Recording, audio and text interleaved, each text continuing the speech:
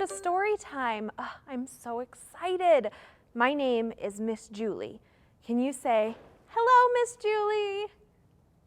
Hi. Let's sing a hello song. We're going to sing our Hello Friend song, and we're going to use some American Sign Language. American Sign Language is a language that many people in our community use to communicate. And I think it's a really great way for us to learn another language, just like we might learn Spanish with our kids. So to sign hello, we're going to take our hand up by our eyebrow and out, like this. Hello, hello. For friends, we'll take our pointer fingers, and they're going to give each other a hug each way. Friends. Now that pointer finger to our wrist for time. By our mouth and down, this is to say. To say hello. Let's try the song together. Hello, friends. Hello, friends. Hello, friends. It's time to say hello. Good. Let's sing it again. Hello, friends.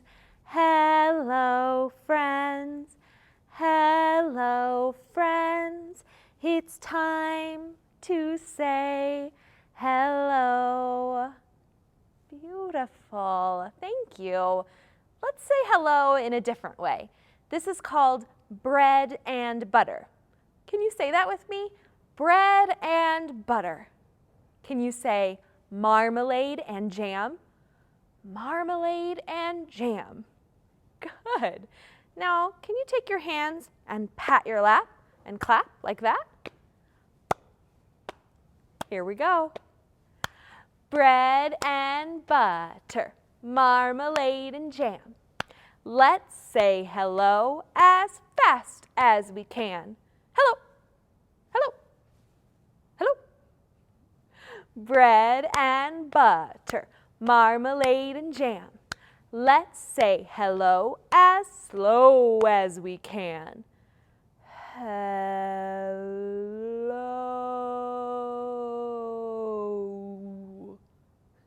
Bread and butter, marmalade and jam. Let's say hello as high as we can. Hello. Bread and butter, marmalade and jam. Let's say hello as low as we can. Hello, hello. Bread and butter, marmalade and jam. Let's say hello as loud as we can. Hello. Bread and butter, marmalade and jam. Let's say hello as soft as we can. Hello. Good. I love saying hello. It's a great way to start a conversation. Now today, we're going to be taking story time to the city. Oh, do any of you live in a city? Oh, that's great. Everyone lives in different places. Some of us might be in a city or in somewhere rural, like a farm or a small town maybe. We all live in different places too, like houses and apartments, maybe a duplex. Miss Julie has lived in all of those places. I've lived in a duplex and a house, and now I live in an apartment, and I'm moving back to a house. I love being in the city though. And the story we're going to read today takes place in a city. So I thought we could go to the city together in our imagination. Let's try. So to get to the city, we could drive a car. We could take the train. But I think today we're going to take the city bus. Now, I usually like to take someone with me when I travel. So I brought my friend Eleanor, my bunny. Do you have a stuffed friend that you could bring to Storytime today? If you do, go grab them now. If not, you can pretend to have one. Yeah. Oh, Eleanor, we're going to go to the city today. Oh, Eleanor loves the city too. We're going to take the bus. And we're going to do a little rhyme called a hip, a hip, a hippopotamus. Hey, that rhymes with bus. Let's try it. I'm going to bounce Eleanor on my lap. A hip, a hip, a hippopotamus. Got on, got on, got on a city bus. And all the people said, "You're squishing us." Let's try another animal. A cow, a cow, a cow, a cow, a cow. Got on, got on, got on a city bus. And all the people said, "Move over." Let's do one more. Let's try a sheep. A sheep, a sheep, a sheep, a sheep, a sheep. Got on, got on, got on a city bus. And all the people said, "Back up." Oh, look, we're here in the city. Whoa, do you see those tall buildings? Wow, and all of the sidewalks and shops and homes. I love the city. Now, our friend in our story today lives in a building, and to get to her floor, we're gonna take the elevator. And I'm gonna bring Eleanor with me again. This is the elevator song. If you have a small one, grown-ups, you can use them in place of Eleanor, because this is a lifty song. Feel free to just use your arms, though. If you don't have a friend or a little one, you can just put your arms up and down. Let's try our song. Oh, the city is great and the city is grand. There's a whole lot of people on a little piece of land, and we live way up on the 57th floor. This is what we do when we go out the door. We take the elevator up, take the elevator down, take the elevator up, take the elevator down, take the elevator up, take the elevator down, and we turn around and we snuggle. Oh. Let's go on the elevator again. Ready? Oh, the city is great and the city is grand. There's a whole lot of people on a little piece of land, and we live way up on the 57th floor. This is what we do when we go out the door. We take the elevator up, take the elevator down, take the elevator up, take the elevator down, take the elevator up, take the elevator down, and we turn around and we hug. Oh, okay, we're up here. Let's go visit our friend in her building and see what she's up to. Oh, and our story today is called The Bear's Garden, and it's written by Marcie Colleen, illustrated by Allison Oliver. And we're getting to read this courtesy of Macmillan. Oh, look. Our book starts with some kind of map. What do you think that's a map to or of? Oh, maybe that's the city that we're in. Oh, wow. Look, just like we had in our imagination. There's buildings and sidewalks and cars and lots of people in the city. Let's find out what happens. In the big, bustling city, all the people were busy. They rushed up and down the street without seeing that some buildings needed paint, that some buildings were empty, and some buildings were gone. But in one girl's imagination, the city was a place to grow, a place to play, a place to love. She could always find beauty around her. Oh, look, she's up in her home. What is she doing? Oh, it looks like she's planted a plant and left her bear to watch it in the window. Oh, there's a bird. Tweet, tweet, tweet, tweet. Oh no, the bird accidentally knocked down the girl's plant. One night, the girl's imagination spilled onto the sidewalk, rolled across the street, and sprouted. Do you know what that word means, sprouted? Yeah, that is when a seed begins to pop out of the ground and grow. Look at that. Oh, she finds it, a baby garden When she spotted the seedling, she introduced herself with a "How do you do?" and a garden party. And that's how it went, day after day. No matter how fierce the sun or how swift the wind, the little girl watched over the seedling. "I believe in you," she whispered every morning and every night. Look, it's growing. More seedlings soon grow. People rushing by began to slow down, first with a tip of the hat or a nod of the head.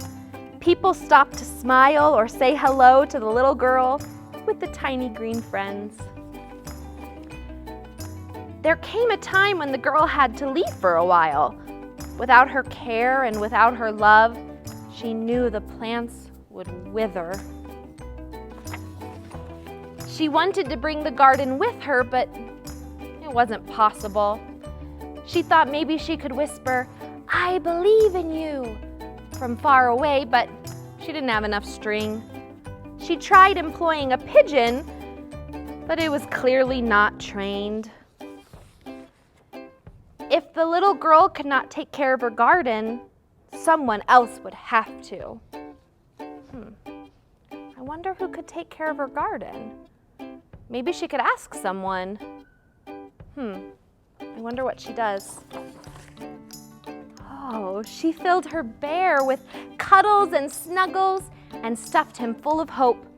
She locked button eyes with him and whispered into his ear, "This is a very special mission. Watch the garden until I get back." She kissed him on top of his head and left him to do his job. From miles away, the girl imagined the garden was blooming. She imagined it could be a place to grow, a place to play,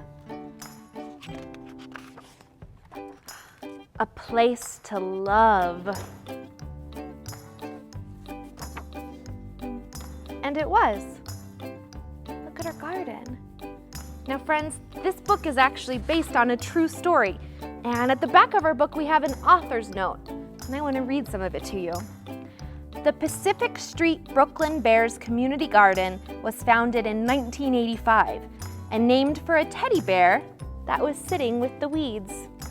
On this neglected corner in Brooklyn, New York, the community came together to launch a beautification project that has continued for more than 25 years. Although no one knows how the bear got there, it is the inspiration for this story. Today, Brooklyn is home to numerous community gardens, and each provides a place to grow, a place to play, and a place to love. But most important, a place to imagine what can be. What a lovely story. Now, there are gardens all over our community and open spaces where you can go and watch nature grow and see critters around. I encourage you and your family to head outside. If the weather's nice where you are, go take some time and enjoy a place to play, a place to grow, and a place to love. Oh, what a great story. Now, in that story, the girl made a garden happen, and I love gardens. You can grow all kinds of things in a garden, like beautiful flowers or vegetables or fruits. You know what? I love to plant vegetables in my garden. I plant zucchini and tomatoes, but I also love peas. Oh, peas can be hard work, but if you plant them and eat them, oh, it's so yummy. Let's do a little finger play about peas. Now, grown-ups, finger plays are little rhymes or songs that we use with our fingers. They're often counting or making our fingers go up and down. And they are a great way to get started with our fine motor skills, which is basically making our hands stronger so we can later use a pen or a pencil to write. That's why we do them. They're also just fun. So let's start with our hands in fists, like this. And we're gonna have 10 plump peas. Can you show me 10 fingers? There they are. Oh, put them back away. Good. Let me teach you this rhyme. 10 plump peas in a pea pod pressed. 1 grew, 2 grew, so did all the rest. They grew, and they did not stop until one day that pea pod popped. Can you try it with me this time? We're going to start with our hands and fists. Good. 10 plump peas in a pea pod pressed. 1 grew, 2 grew, so did all the rest. They grew, and they did not stop until one day that pea pod popped. Good. Now, gardens can also bring something else other than the things that grow. It can bring lots of animals. You might find all kinds of animals or insects in your garden. You know what? I know a little rhyme about that. Let's take our hands and pat our lap like this. Good. There's something in my garden. Now what can it be? There's something in my garden that I cannot see. Hear its funny sound. Ribbit, ribbit. Do you know what it is? Ribbit. A frog is what I found. Let's do another one. There's something in my garden. What can it be? There's something in my garden that I just can't see. Hear its funny sound. Meow, meow, meow. What is it, friends? A cat. That's right. There's a cat in my garden. That's what I found. There's something in my garden. Now what can it be? There's something in my garden that I just can't see.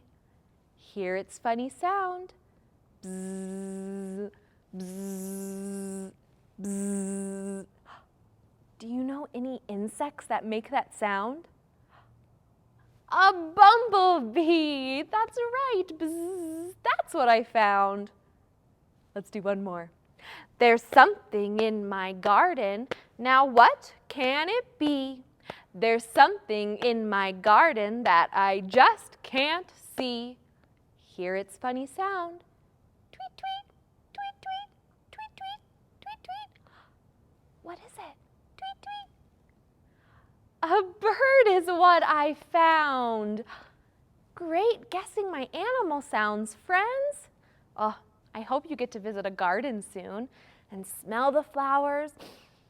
Look at the beautiful colors of all the vegetables or fruits or flowers. And make sure you keep an eye out for any critters or insects. And tell us what you found. But for now, it's time to say goodbye. And we're going to go out on our Goodbye Friends song, which is just like Hello Friends. But to sign goodbye, we're going to tap our chin and wave. Goodbye, friends. Goodbye, friends. Goodbye, friends. It's time to say goodbye. Bye, everyone.